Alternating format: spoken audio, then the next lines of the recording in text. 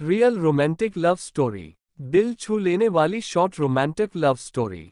मेरा नाम अमित है। वैसे देखा जाए तो मैं बहुत शांति स्वभाव का हूँ, जिसे प्रकृति की सुंदरता से बहुत लगाव है।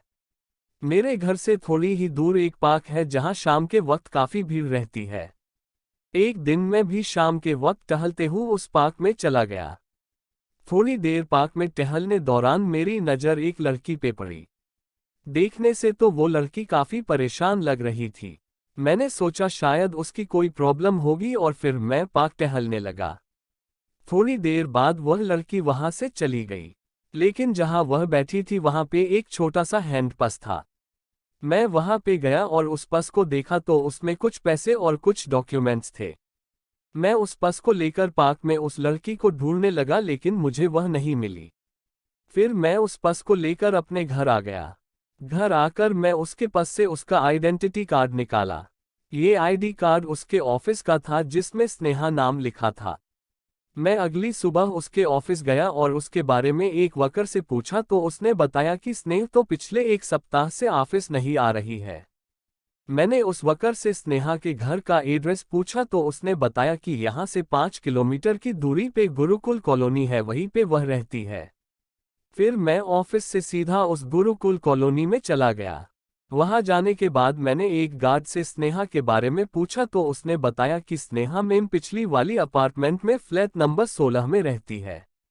मैं फ्लैट नंबर 16 के पास गया और डोर बेल बजाई। थोड़ी देर में स्नेहा ने डोर खोला तो मैंने देखा कि उसके मुंह में ब्रश है और ब्रश करते हुए उसने मुझसे इशारे में पूछा क्या बात है, तो तुरंत मैंने उसका पर्स उसे दे दिया और कहा कि कल शाम को आपका ये पर्स पार्क में छूट गया था। पर्स देखकर वह काफी खुश हुई और क्योंकि वह ब्रश कर रही थी तो उसने मुझे इशारे में ही अंदर बैठने को कहा। मैंने उसे कहा नहीं, मुझे अभी घर जाना है।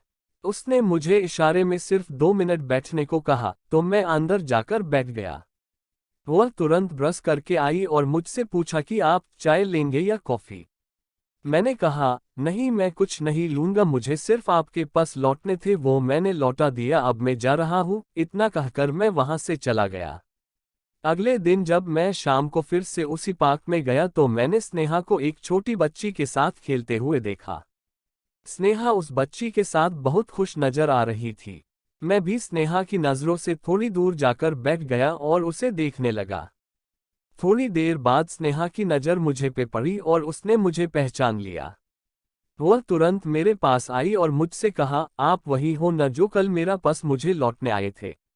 मैंने कहा हाँ, मैंने ही आपका पर्स कल लौटाया था।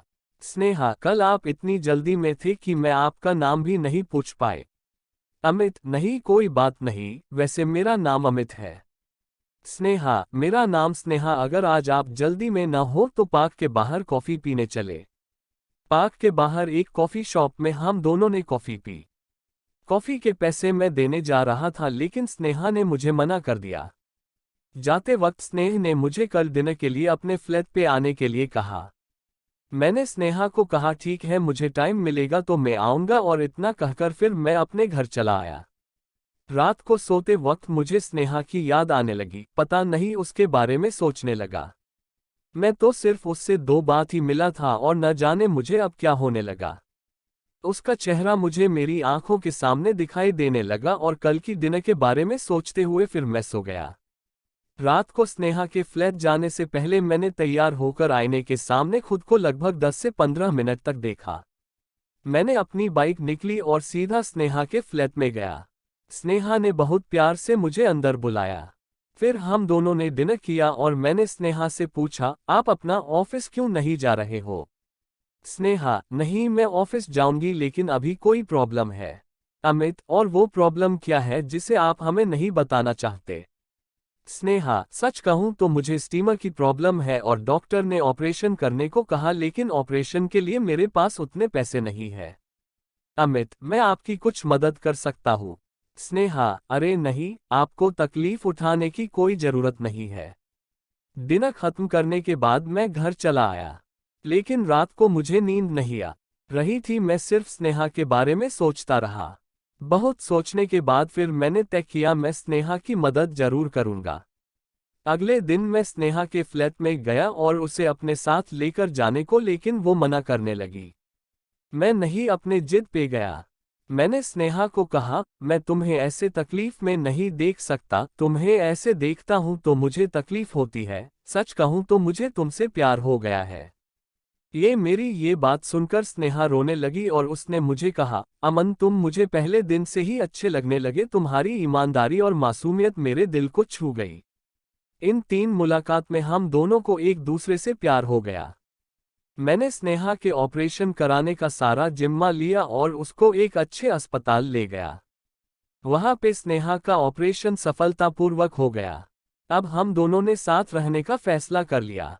तो दोस्तों ये थी मेरी दिल छू लेने वाली शॉर्ट रोमांटिक लव स्टोरी। आपको ये मेरी लव स्टोरी कैसे लगी आप हमें कमेंट करके बता सकते हैं, और अगर आपको ये मेरी अधूरी लव स्टोरी पसंद आई हो तो इसे अपने दोस्तों के पास जरूर शेयर करें।